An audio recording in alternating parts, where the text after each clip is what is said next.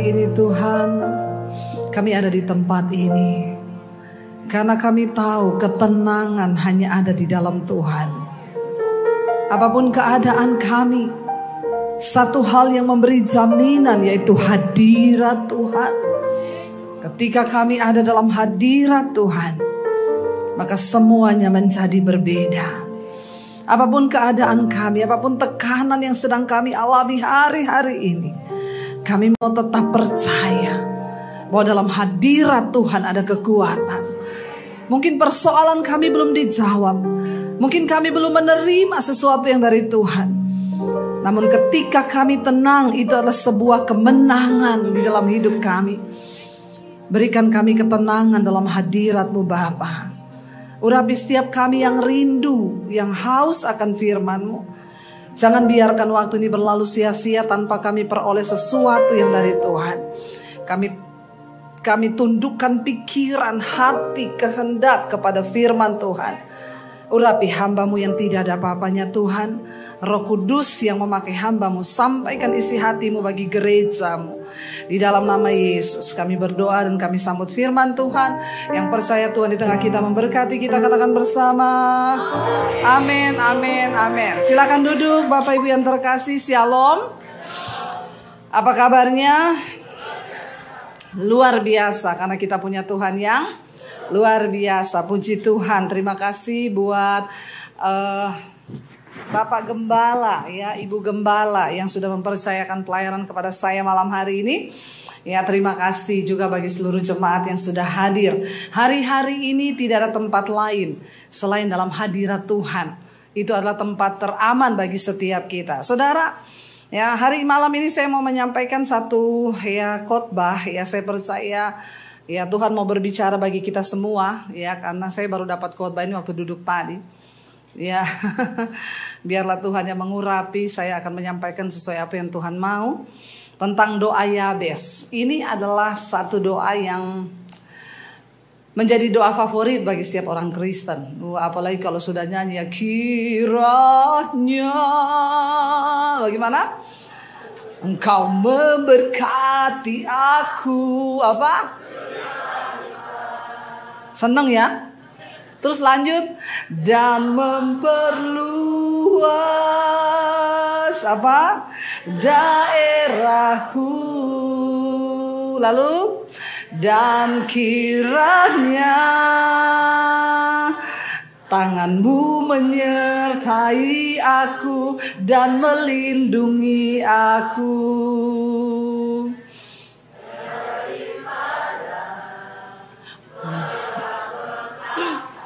Sehingga kesakitan tidak menimpa aku. Lalu semua bilang amin. Siapa yang mau? Siapa yang mau? Kira-kira ini doa Alkitabiah enggak? Kalau tercatat di Alkitab berarti, tapi saudara harus tahu konteksnya. Nah, hari ini saya akan membahas sedikit. Ya, saya juga tadi mendapat banyak ketika saya belajar di situ, saudara. 1 Tawarik pasal yang keempat, kita buka bersama. Ya, di sana membahas tentang keturunan Yehuda dari cabang lain. Ya, jadi ternyata bukan cuma gereja buka cabang. Ya, suku Yehuda juga ada cabang lain, saudara, ya. Yabes ini tidak terlalu banyak dibahas di Alkitab, hanya muncul di kitab 1 Tawarik pasal 4 ini saja. Kalau saudara baca di sana tentang keturunan Yehuda, ya, tiba-tiba di ayat yang ke-9 muncul nama Yabes. Coba kita baca bersama 1, 2, 3. Yabes lebih dimuliakan daripada saudara-saudaranya. Nama Yabes diberi ibunya kepadanya sebab katanya, aku telah melahirkan dia dengan kesakitan. Yabes berseru kepada Allah, ayat 10 katanya, Kiranya engkau memberkati aku berlimpah-limpah dan memperluas daerahku. Dan kiranya tanganmu menyertai aku dan melindungi aku daripada malapetaka, sehingga kesakitan tidak menimpa aku. Dan Allah mengabulkan permintaannya itu. Saudara, ya, kita tahu bersama, ya, pada zaman dulu itu nama tuh berarti. Orang tidak sembarang memberi nama, ya, dan biasanya sesuai dengan keadaan, situasi, nama itu diberi. Kenapa Yabes itu diberi nama oleh ibunya yang artinya kesakitan? Ya, dan saya yakin zaman itu semua tahu itu artinya kesakitan. Ya, coba saudara bayangkan kalau saudara punya nama kesakitan.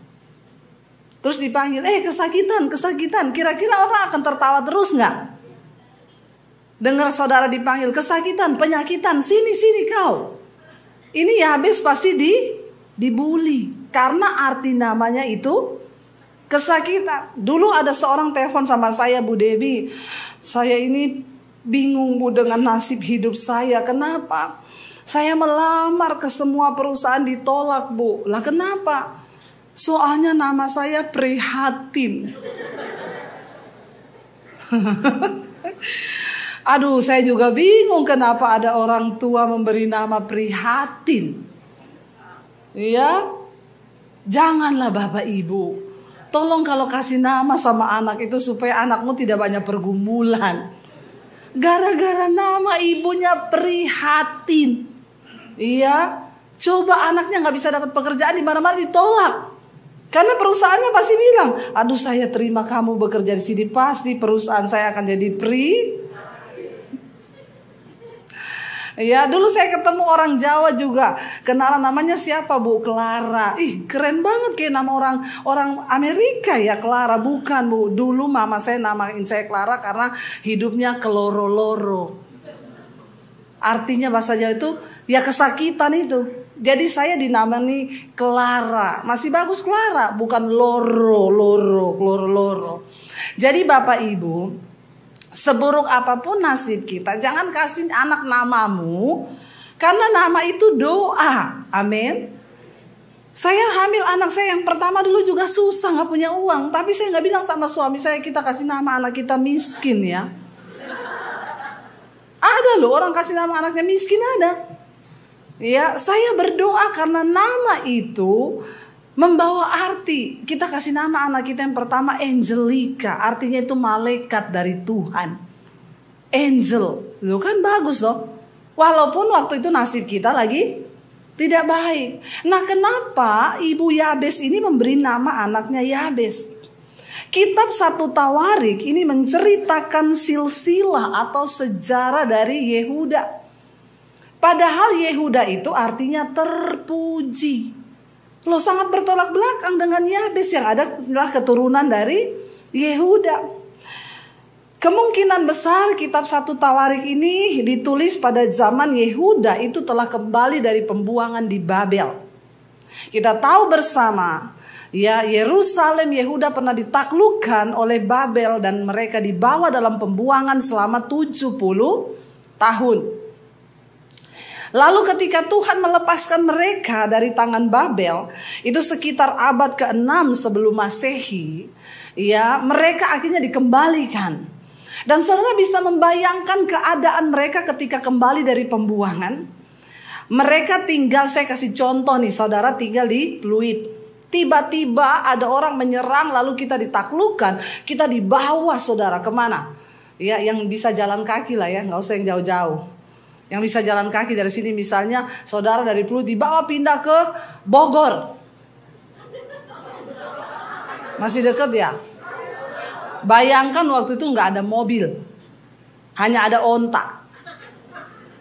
Ya nggak usah yang terlalu jauh lah, yang dekat aja. Saudara dipindah ke sana, saudara memulai hidup di sana di pembuangan. Saudara tinggalkan rumahmu yang di sini, saudara tinggalkan hartamu. Ketika 70 tahun saudara sudah bekerja di sana di Babel, saudara dibawa pulang kembali ke sini. Keadaan rumahmu seperti apa? Masih ada barang-barangmu? Apalagi sudah ditaklukkan, mungkin dihancurkan. Engkau pulang tinggal reruntuhan, puing-puing. Dalam keadaan yang sangat menyakitkan ketika mereka pulang dari pembuangan 70 tahun lamanya di Babel, mereka kembali ke Yehuda, ke Yerusalem. Di situ keadaannya sangat-sangat memprihatinkan, tidak ada apa-apa, mereka harus berjuang, mungkin cari-cari rumahnya sudah jadi reruntuhan. Kita lihat apa yang terjadi di Turki, saudara ya. Tinggal puing-puing ya. Kita berdoa supaya terjadi pertobatan dan lawatan. Di tengah keadaan yang seperti itu, Alkitab mencatat mereka mengalami kemerosotan secara ekonomi, mereka mengalami kemerosotan secara rohani dan iman. Tiba-tiba ibu Yabes hamil dan melahirkan anaknya. Sehingga di dalam keadaan yang pahit, dalam satu keadaan yang rasanya sulit untuk diterima, dia melahirkan. Dan mungkin dia mengelus dada. Kasihan anakku, engkau lahir dalam keadaan yang seperti ini. Aduh, jadi aku namakan engkau kesakitan. Maka dinamainyalah dia Yabes.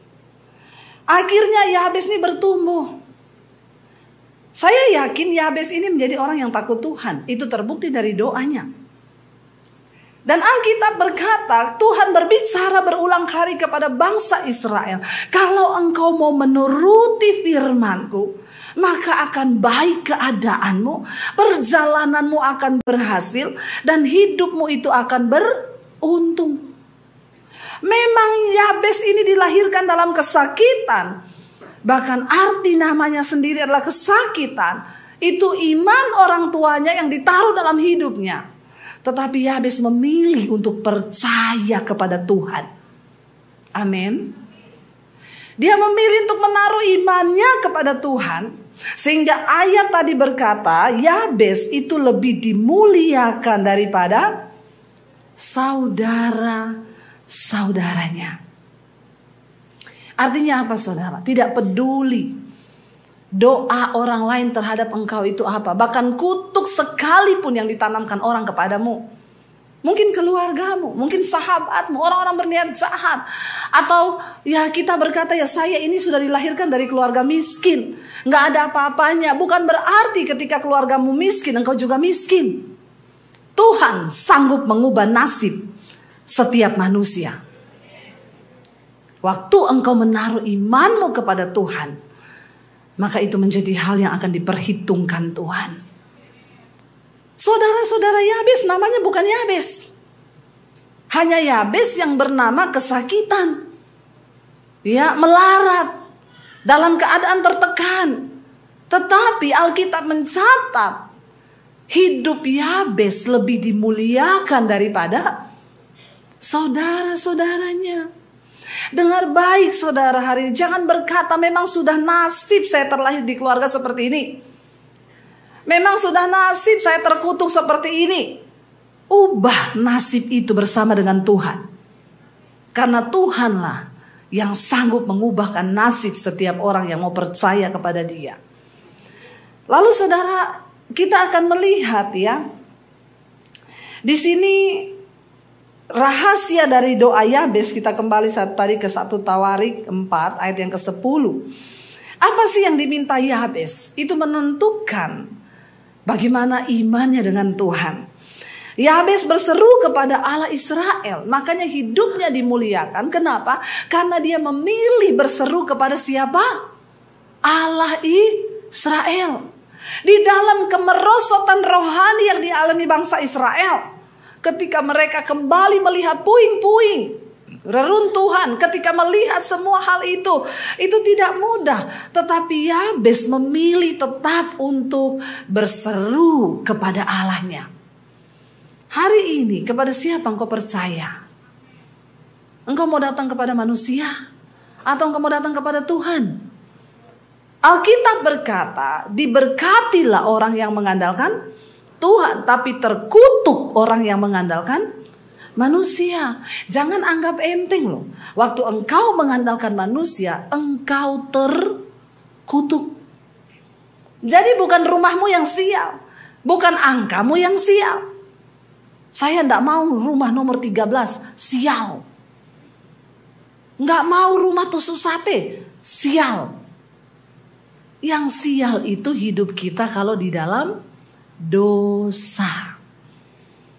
Saya beli rumah, saya bilang sama suami, kita cari rumah tua, tusuk sate yang ada setan.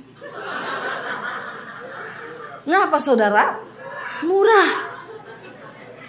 Rumahnya tusuk sate, rumah tua, ada setan. Kalau perlu angkanya 13. Ya, kita cari-cari dapat. Memang itu paling murah, 2 lantai, harganya harga 1 lantai. Ada 2 rumah, tapi persis tusuk sate di perempat, di pertigaan rumah kita tuh pas tusuk sate. Saya telepon ke bank, bisa nggak saya kredit rumah ini? Ditinjau bang, nggak bisa bu. Kenapa? Tusuk sate. Saya bilang sama pegawai bank, kenapa kau juga percaya tusuk sate? Bukan saya percaya bu, bank tidak mau ambil. Kenapa? Kalau ibu kredit, lalu ibu tidak bisa bayar, kita jual susah karena itu tusuk sate. Kenapa rumah itu tidak laku-laku dari dulu bu? Karena memang bank semua tolak itu 2 rumah memang. Ini bisanya dibeli dengan orang yang punya uang cash. Waktu itu Tuhan memberkati kami. Setelah pandemi saya jadi YouTuber. Puji Tuhan. Jadi kami bisa beli rumah itu cash. Ya. Tusuk sate, rumah tua, ada setan lagi. Ya, enggak apa-apa, satpamnya bilang, ibu, kenapa berani tinggal di rumah ada setan? Oh, kalau saya masuk pak, setannya keluar. Pindah di pos satpammu. Satpamnya bilang, astagfirullah bu, jangan begitu. Kalau imanmu nggak kuat, setannya tinggal di posmu. Kau yang keluar. Tapi kalau imanmu kuat, setannya pergi cari kontrakan lain. Amin. Makanya saudara imannya harus supaya jangan kau takut sama setan. Setan yang takut sama kau. Bilang amin. Ada orang Kristen takut setan. Pendeta minta pindah hotel malam-malam. Ditanya panitia gereja, kenapa pak? Ini hotel ada setannya. Dalam hati saya bilang, kenapa dia yang pindah? Harusnya dia suruh tuh, itu setan yang pindah hotel. Kalau saya masuk di hotel ada setan, saya bilang setan saya mau tidur. Kau pergi cari hotel lain ya. Jangan kau ganggu saya, setannya pergi. Jangan kita yang pergi, setan yang menang. Amin. Ya, jadi begitu. Ini kenapa tadi sampai di setan?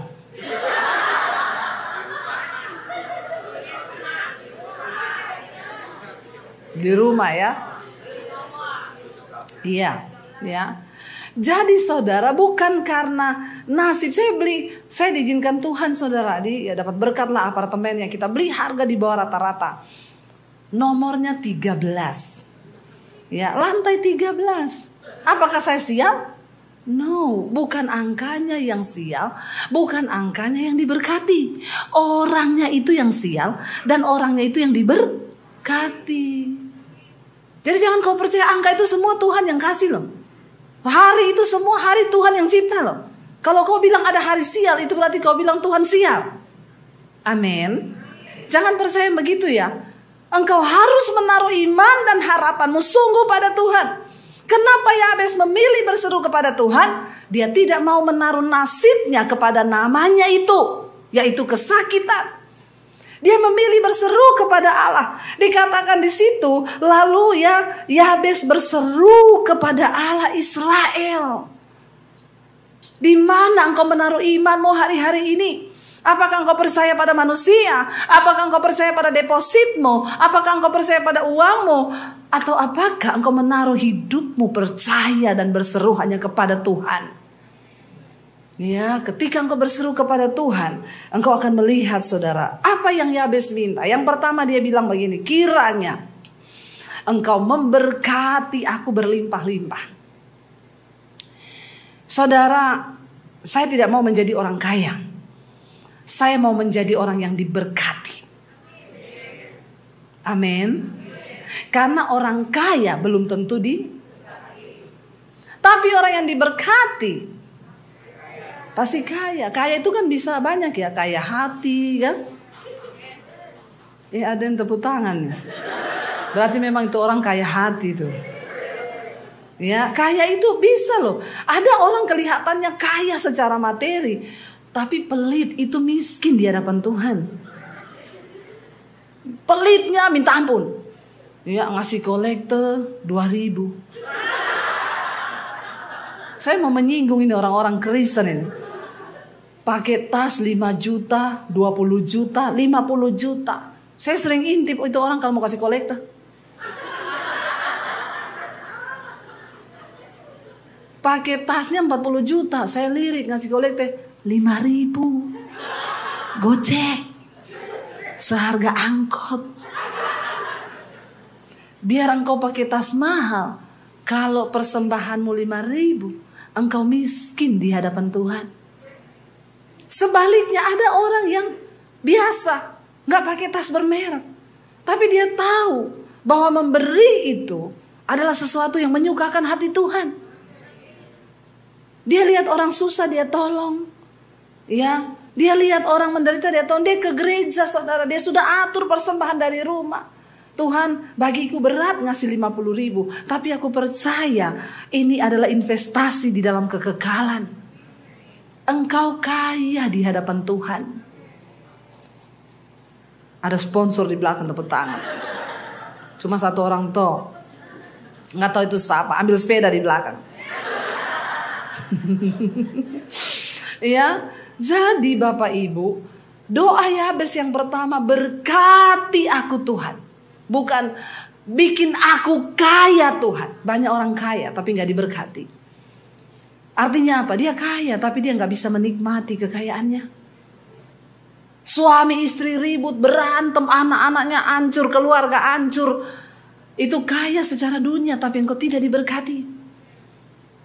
Maka saya bilang, berdoalah supaya engkau menjadi orang yang diberkati Tuhan. Artinya diberkati itu seberapapun yang engkau punya, mampu engkau syukuri. Bahkan hidupmu berdampak bagi banyak orang. Orang itu disebut kaya di hadapan Tuhan, bukan dinilai dari berapa banyak yang engkau punya, tetapi dari berapa banyak hidupmu itu berdampak bagi banyak orang. Mungkin engkau gak kaya harta, tapi engkau mampu menghibur mereka yang dalam keadaan susah.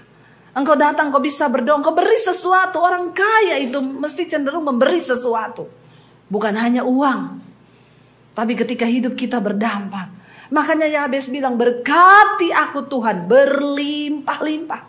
Pertama, Yabes menaruh iman kepada Tuhan, tidak kepada nasibnya. Kedua, dia meminta menjadi orang yang diberkati Tuhan. Saya ketemu orang kaya banget, selama makan telepon terus marah-marah orang. Saya bilang, Pak, Bapak perlu berdoa supaya Bapak menjadi orang yang diberkati Tuhan. Bapak memang kaya, tapi Bapak tidak diberkati Tuhan. Loh, kenapa bisa gitu, Bu Pendeta? Sedangkan makan saja Bapak tidak sempat, marah-marah terus, Pak. Saya kasihan lihat hidup Bapak. Kaya, tapi tidak diberkati. Jadilah orang yang diberkati Tuhan. Amin, saudara.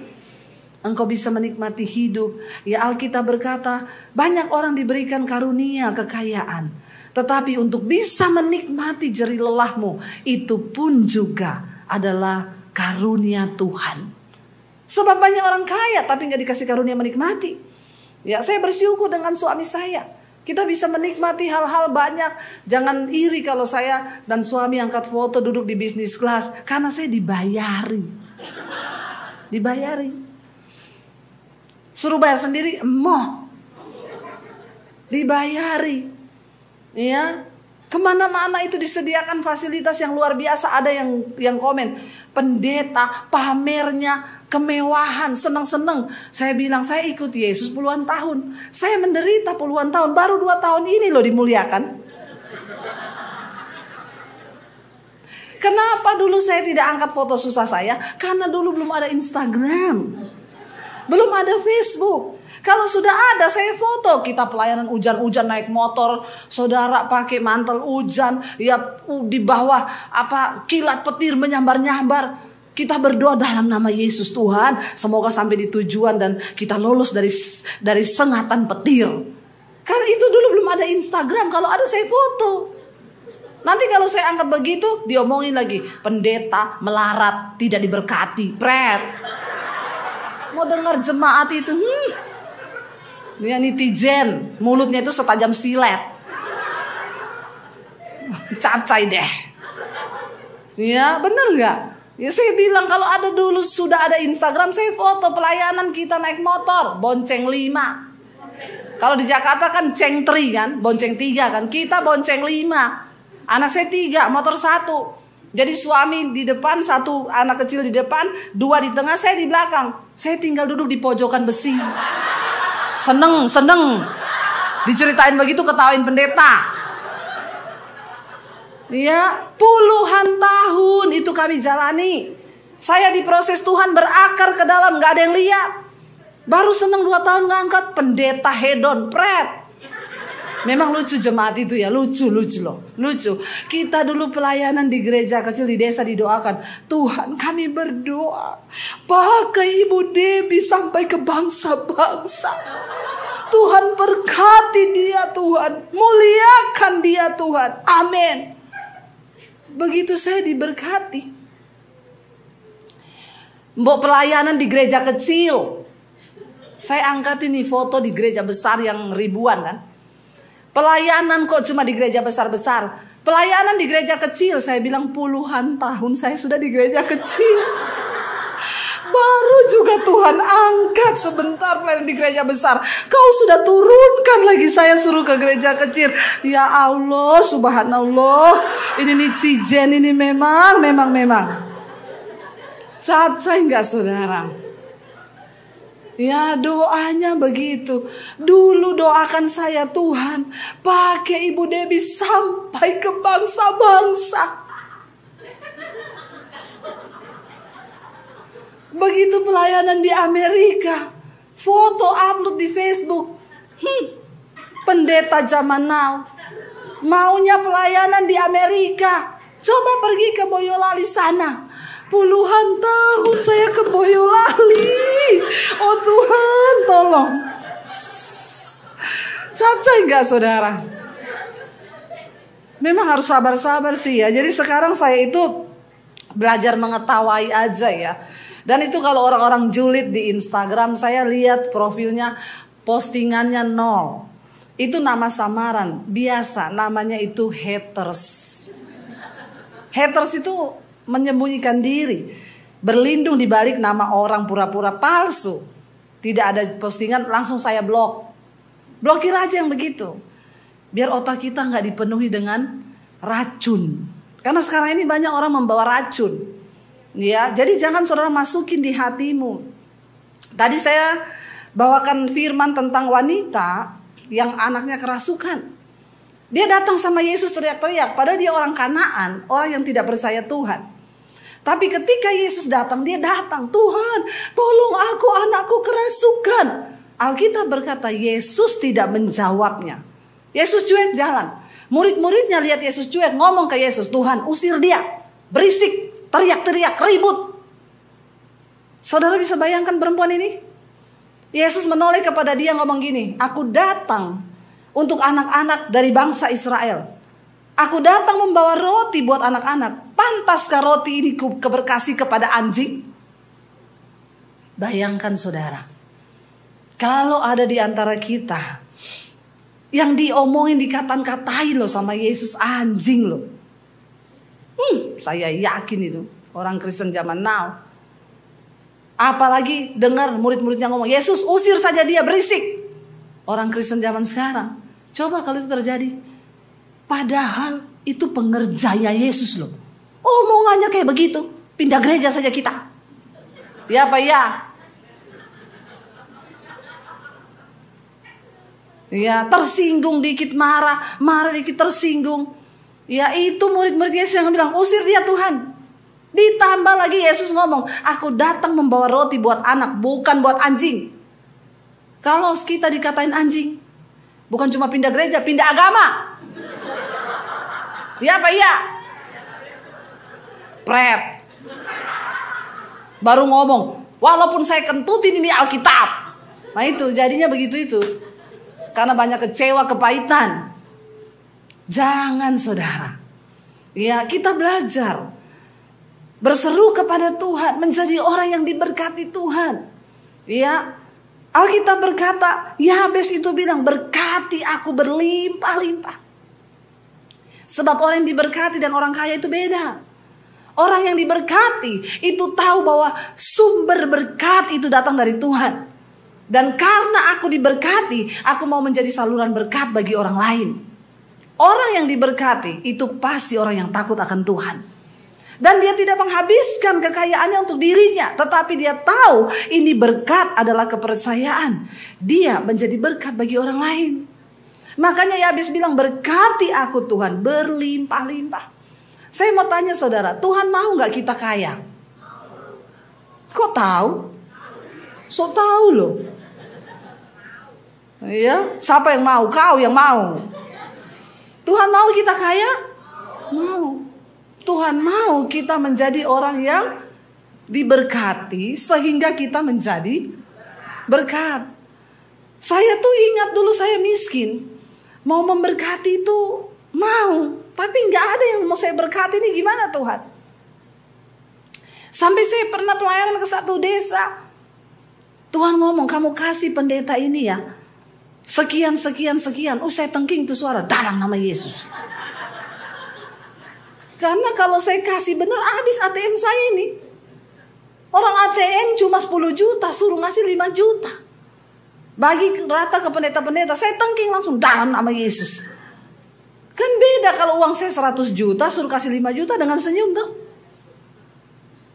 Tapi ini cuma segitu, tapi saya belajar taat. Ya akhirnya saya tabur saudara. Kenapa hari ini Tuhan memberkati saya?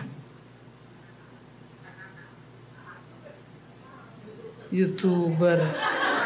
Ya. Itu dampaknya. Karena kita ini bisa dipercaya menjadi bendaharanya Tuhan. Orang yang diberkati tahu bahwa berkat itu datang dari Tuhan. Kemarin suami saya bersaksi kepada beberapa orang. Ketika Tuhan memberkati kami di tengah masa pandemi. Kami bangun beberapa gereja di desa. Setiap bulan kami transfer pendeta-pendeta desa. Itu transferan saya buat beli tas LV bisa tiap bulan. Tapi saya tidak melakukan itu. Karena orang yang diberkati tahu bahwa berkat itu datang dari Tuhan. Tidak untuk dia dinikmati sendiri. Lalu suami saya cerita, bapak-bapak itu tanya, Pak, rahasianya apa Pak supaya kita ini diberkati? Suami saya jawab, jangan jadi laut mati. Kalau air tidak mengalir, berkat tidak mengalir, itu laut mati. Saudara tahu yang ada laut mati? Kematian. Gak ada kehidupan di laut mati. Kadar garamnya tinggi sekali. Orang jatuh di dalam ketelan, mati. Kalau engkau kaya dan engkau mandek kekayaanmu, tidak engkau salurkan, engkau jadi laut mati. Tapi ketika engkau menjadi sumber air yang mengalir, itu airnya itu baru memberi kehidupan. Banyak makhluk hidup di dalamnya karena air itu mengalir. Amin saudara. Yabes gak bilang jadikan aku kaya. Nah, tapi orang Kristen sekarang nyanyinya udah beda. Ya, engkau memberkati aku berlimpah-limpah. Bayangannya rumah besar, mobil banyak, depositnya triliun. Nggak mungkin. Engkau harus ngerti apa makna dari doa ini. Ini doa sangat alkitabiah. Minta agar engkau menjadi orang yang diberkati. Bukan hanya menjadi orang kaya, tapi orang yang diberkati. Lalu yang berikutnya dikatakan di sana, saudara. Yabes bilang, ya perluas daerahku Tuhan. Kalau engkau diberkati, Tuhan akan membuka daerahmu itu semakin luas. Artinya apa? Hidupmu menjadi berkat semakin banyak. Dulu ketika saya belum diberkati Tuhan pas-pasan, saya tetap memberkati, tapi skupnya kecil. Jumlahnya juga kecil. Ketika Tuhan memberkati saya berlimpah, skupnya besar. Semakin banyak orang yang diberkati Tuhan lewat hidup kita.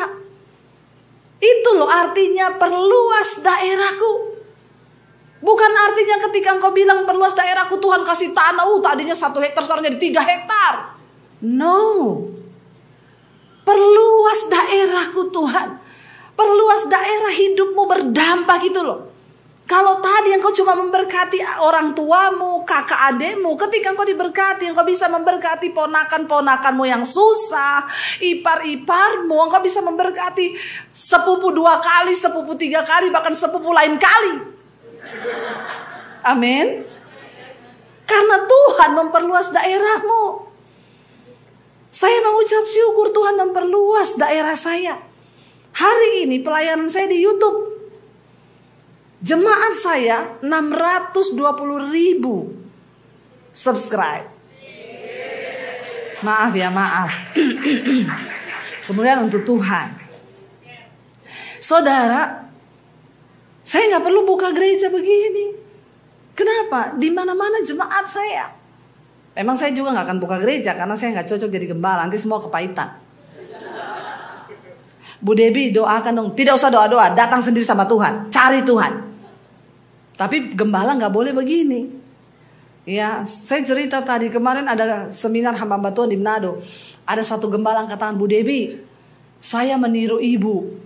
Jemaat saya datang, Pak Gembala, saya susah doakan. Saya bilang, jangan cari pendeta, doa sendiri. Saya tidak mau berdoa. Dia bilang, jemaat saya keluar Bu dari gereja. Saya bilang, Bapak jangan meniru saya Pak. Ini adegan berbahaya, hanya dilakukan oleh para ahli saja.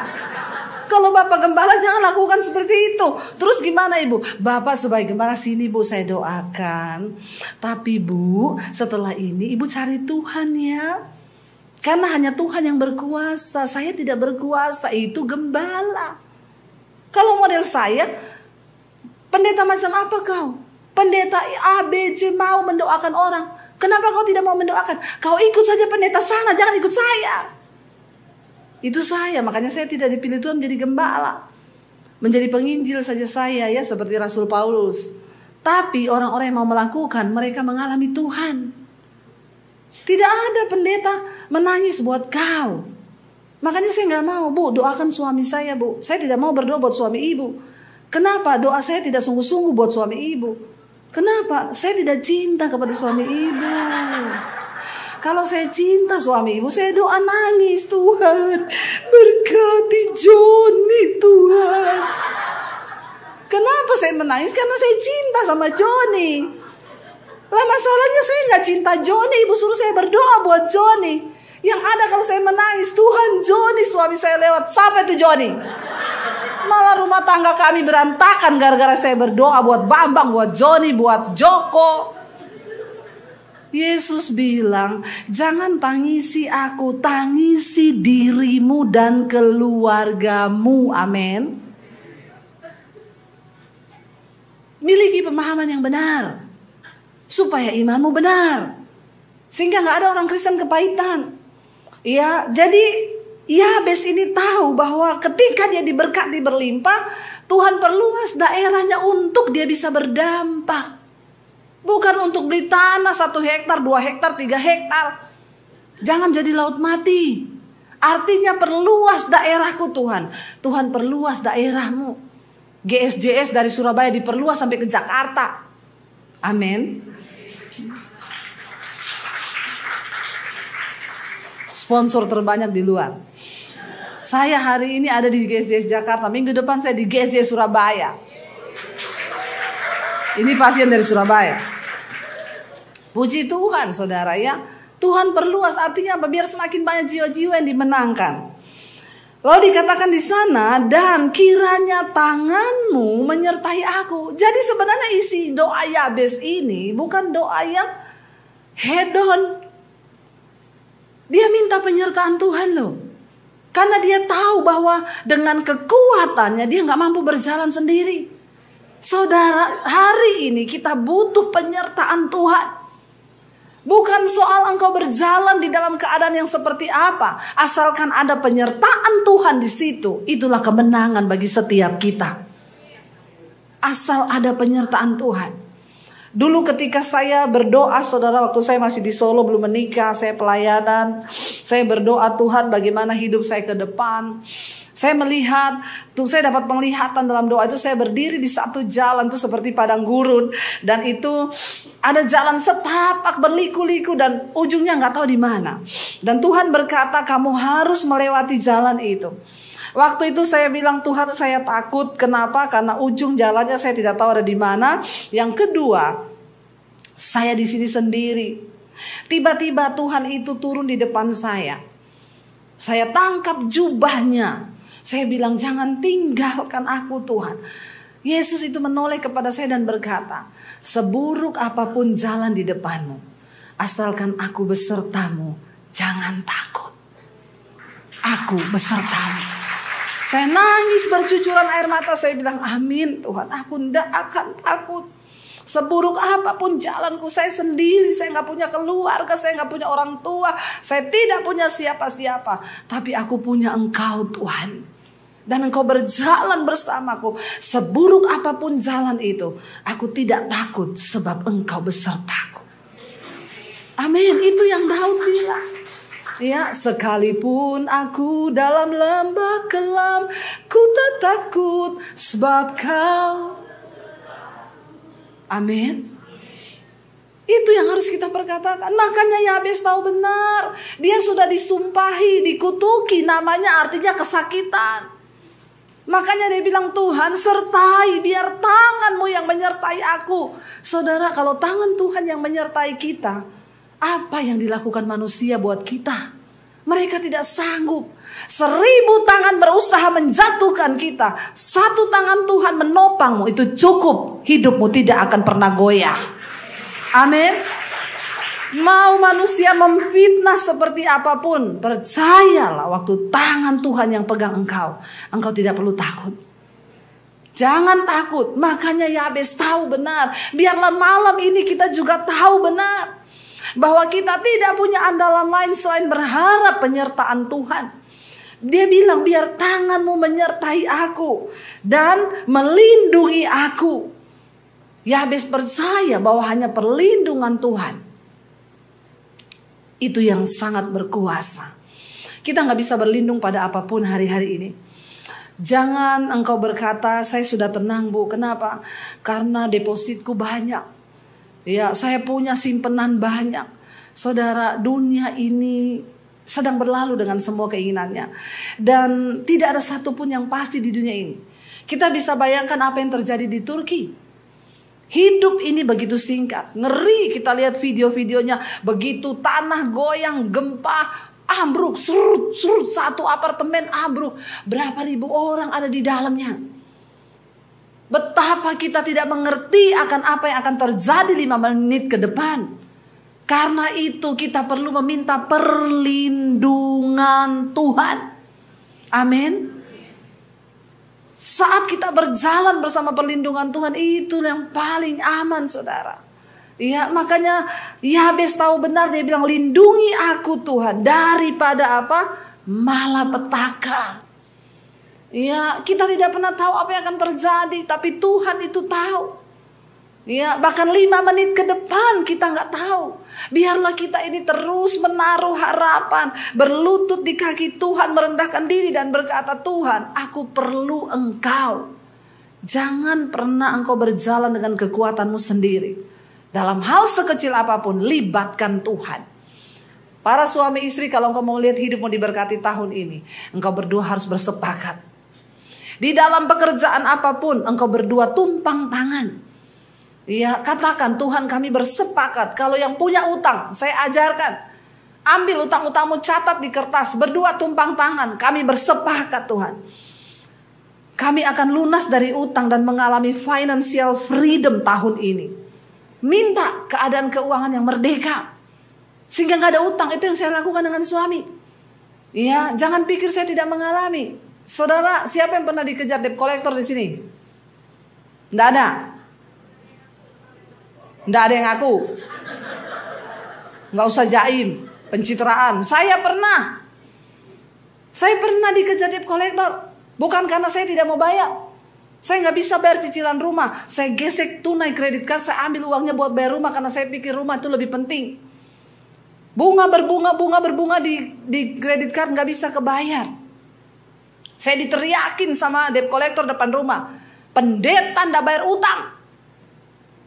Makanya kalau ada yang konseling sama saya, ibu doakan bu saya dikejar debt collector. Saya tanya, udah berapa lama? 6 bulan. Saya 2 tahun. Saya menangis, saya malu. Bukan cuma itu, mereka telepon gereja-gereja yang undang saya. Mereka lihat di Instagram brosur-brosur gereja yang undang pembicara Debbie Basir, ada nomor HP-nya. Dia hubungi, misalnya Pak Andrew, Pak, itu Debbie Basir diundang khotbah di situ. Suruh dia bayar utang ya Pak. Itu ada utang Pak di bank ini. Bayangkan. Saya menangis di kaki Tuhan. Tuhan, aku hamba-Mu.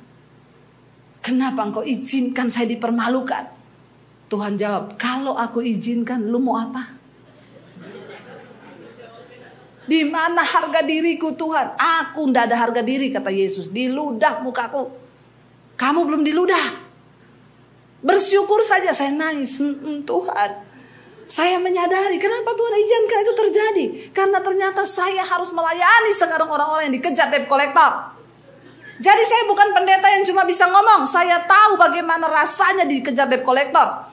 Makanya saya bisa khotbah 2 hal yang membuat jantung berpacu dengan cepat. Yang pertama jatuh cinta, yang kedua jatuh tempo. Kalau sudah mau jatuh tempo, dada deg-degan. Itu benar-benar bikin sakit jantung. Makanya kurang-kurangi utang, amin. Saya bukan cuma ngomong, saya ngalami. Jadi apa yang jemaat rasakan, saya ngalami. Jangan ngomong, ya kemarin ada orang sok bu, ibu gak tahu perlakuan keluarga saya seperti apa.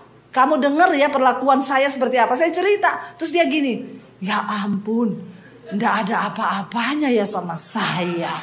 Saya bilang, lu alay lebay. Ya makanya jangan terlalu merasa masalahmu lebih berat. Banyak yang lebih berat. Saya bilang, ibu baru 6 bulan, saya 2 tahun bu. Debt collectornya Kristen lagi. Saya bilang, kamu ini bertobat loh. Saya tuh niat mau bayar. Jangan cuma bilang begitu. Pendeta gak tahu malu. Saya dan suami berdoa. Kita catat, saya gak bisa begini. Kita libatkan Tuhan. Tuhan itu hidup. Catat utang kita, kredit card gini. Kita taruh kredit cardnya, kita berdoa tumpang tangan. Dalam nama Yesus, kami melibatkan Tuhan dalam keuangan kami. Kalau kami mungkin pernah salah, Tuhan melangkah, ampuni kami Tuhan. Tapi kami berdoa, Tuhan turut bekerja. Saat itu kita catat utangnya sekitar 80 juta. Tapi uang dari mana kalau tidak ada penghasilan? Akhirnya saudara, 1 minggu kemudian ada seorang ibu WA saya, Bu Debbie, saya pengen ketemu ibu. Kita ketemu di satu mall. Lalu kami ketemu, dia bilang, Bu, Tuhan gerakan saya untuk memberkati ibu. Hari itu dia kasih saya uang 100 juta. Saudara, Tuhan itu ada. Tapi hanya orang-orang yang mengandalkan dia yang akan melihat. Saya punya kenalan banyak orang kaya, tapi saya gak pernah telepon, ibu, saya lagi dalam pergumulan. Lalu saya berdoa tadi malam, muncul wajah ibu di benak saya. Kalau ada pendeta ngomong itu jangan percaya, dukun itu. Ya, itu pendeta cari duit. Saya tidak pernah menghubungi teman orang kaya. Saya tidak pernah pinjam uang. Saya bersaksi dari mimbar ini, kalau ada orang yang pernah saya pinjam uangnya datang, saya ganti 100 kali lipat. Saya tidak pernah pinjam uang. Tapi fitnahan di luar itu Debbie Basir ya, deket-deketi orang kaya, pinjam uang. Luar biasa fitnah tuh, beli mobil tuh nipu uangnya orang kaya dibawa. Bayangkan saudara. Tapi enggak apa-apa, Yusuf difitnah supaya dimuliakan. Itu tadi saya bilang gak usah terlalu gusar. Saya cuma bilang, Bu, ibu teman sama saya lama kan? Nah, ibu dengar fitnahan kayak gitu. Saya mau tanya, saya temenan sama ibu, pernah gak saya pinjam uang ibu 1 sen pun? Oh, enggak pernah. Makanya ibu gak usah dengar yang kayak begitu, Bu. Yang penting kan saya gak pernah pinjam uang ibu. Kita andalkan Tuhan. Tapi manusia suruh andalkan Tuhan itu susah. Kenapa? Tuhan tidak terlihat. Penggadaian terlihat, Bu. Menyelesaikan masalah tanpa member ya. Kok hafal? Ya padahal kalau saudara lupa bayar bunga, habis barangmu gak diambil sama dia. Andalkan Tuhan. Memang deg-degan andalkan Tuhan tuh deg-degan. Berapa kali saya tergoda untuk pinjam uang ke ipar. Berapa kali saya tergoda untuk pinjam uang ke orang tua. Tuhan bilang, no, engkau hamba Tuhan, jangan pinjam uang. Karena waktu engkau pinjam, itu artinya engkau menyangkal kuasa Tuhan. Saya berlutut, nangis, bercucuran air mata. Dulu saya kalau doa, anak saya yang kecil suka datang. Kalau saya nangis, anak saya datang. Mami ndak punya uang ya. Dia tahu saudara. Saya kadang ngomong, enggak dek, mami ini cuma lagi berdoa. Kenapa mami nangis? Waktu dia masih kecil, apa pernah dia tanya, mam, kalau Tuhan ngasih uang itu jatuh dari langit ya? Saya bilang, enggak dek, Tuhan gak bisa bikin uang jatuh dari langit. Kenapa? Karena uang itu harus melalui peruri. Percetakan uang Republik Indonesia, itu yang sah. Kalau jatuh dari langit itu tidak sah nomor serinya. Ya, jadi itu saya alami. Waktu kami berdoa, mulai itu kami melihat Tuhan turut bekerja. Asal kita bertobat, jangan kau gesek kredit card, kau beli tas, terus bunga berbunga bisa bayar, terus kau bilang Tuhan, tolong aku Tuhan. Malaikat bilang pret, jual tuh tas, bayar itu. Ya, saudara, ketika kami mengandalkan Tuhan, mulai Tuhan sekarang tidak ada utang. Ya, beli apa-apa cash. Bukan sombong, semua untuk kemuliaan Tuhan. Sesuai doa Yabes kan? Doa Yabes. Beli mobil, Bu, ibu cicil sekian bulan nih potongannya sekian, saya enggak mau cicil, cash. Sampai salesnya bilang, kalau ibu cash saya enggak dapat untung, nanti kamu saya kasih. Amin. Diberkati berlimpah-limpah, diperluas daerahmu. Hidupmu menjadi berkat bagi banyak orang. Ketika ditambah berkatmu, tambah pemberianmu. Jangan ketika ditambah engkau pelit. Ya, simpan uang di kantong. Untuk pembangunan gereja di desa-desa itu biayanya gak sedikit saudara. Kalau saya tanya, Pak Pendeta, sekarang mau apa? Kami lagi bergumul, Bu. Ini sudah pembelian bahan-bahan yang berat. Besi ini berapa? 74 juta. Oke Pak Pendeta, ambil aja. Nanti saya transfer bertahap 3 kali ya. Ngomong ke toko bangunan. Siap Bu. Dengan sukacita. Tidak semakin miskin, semakin diberkati. Kita belajar hidup bukan untuk kepentingan diri. Tuhan akan menyertai, melindungi. Lalu Yabes berkata apa di sana? Dan biar tanganmu menyertai aku dan melindungi aku daripada malapetaka. Sehingga apa? Arti namanya apa? Yabes tahu dia diberi nama kesakitan oleh ibunya. Dia harus putuskan kutuk itu. Lewat dia berserah, berharap, bergantung, dan berharap pada pertolongan Tuhan. Dan dia bilang, dan aku berdoa supaya kesakitan tidak menimpa aku. Ini perkataan iman.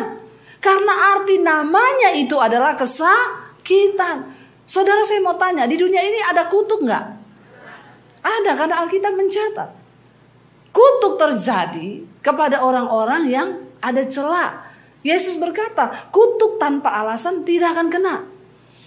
Kalau Yabes merenungi nasib dan berkata, kenapa mama saya itu menamakan saya kesakitan? Ini pasti nasib saya akan kesakitan terus. Maka kutuk itu terjadi. Tapi ketika engkau percaya kepada Tuhan, sekalipun namamu prihatin, engkau katakan, Tuhan aku percaya, nasibku tidak prihatin. Aku tidak akan mengalami kesakitan. Sebab aku menaruh harapanku hanya kepada Tuhan. Maka semua itu dibatalkan. Makanya orang banyak bertanya, Bu, apakah saya ini kena kutuk ya? Saya bilang kalau kamu hidup dalam dosa, kutuk itu kena.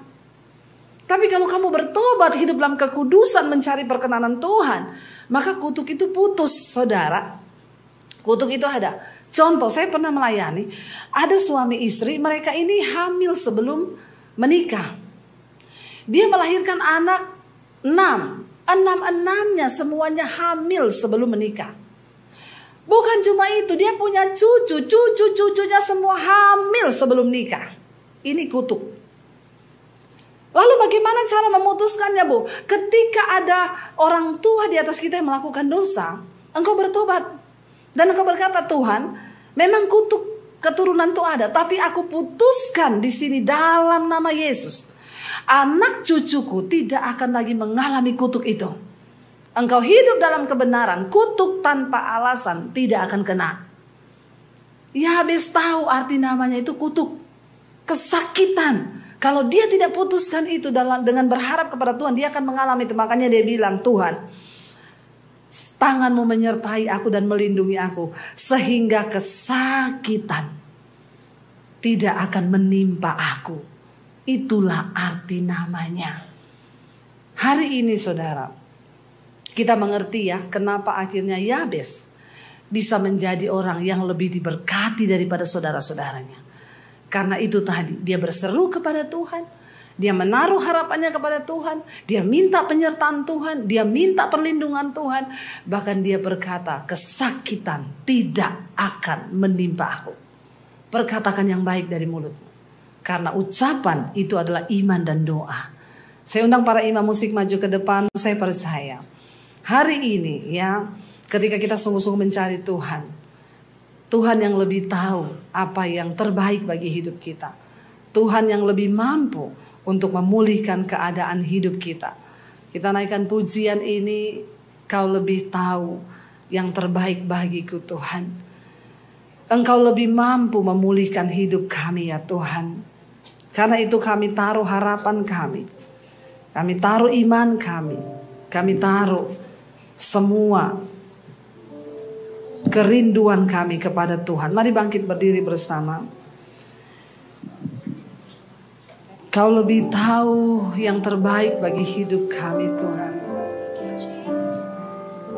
Mari buka tanganmu di hadapan Tuhan, katakan, Kau lebih tahu yang terbaik bagiku. Kau lebih sanggup pulihkan hidupku. Ku berserah, ku percaya hanya Yesus penolong yang setia. lebih lagi mari angkat tanganmu di hadapan Tuhan. Kau lebih tahu yang terbaik bagiku. Kau lebih sanggup pulihkan hidupku.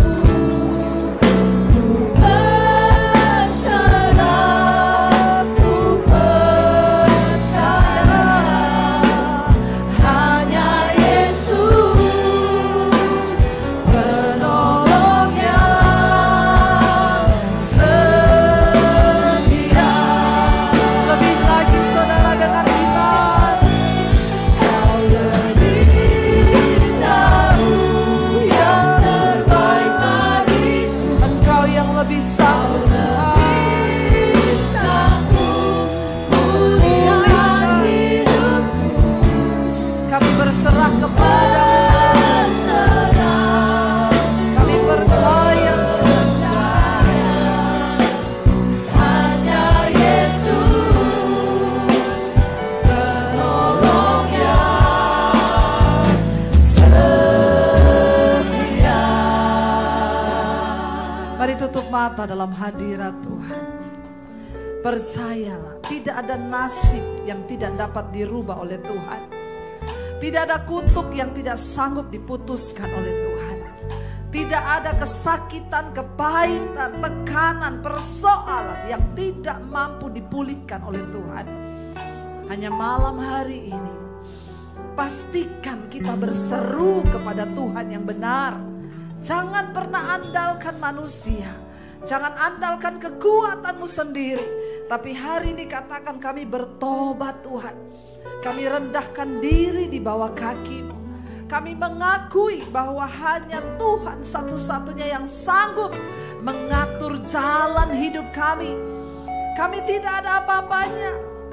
Kepandaian kami, kekuatan kami itu terbatas Tuhan. Datang pada Tuhan malam ini saudara.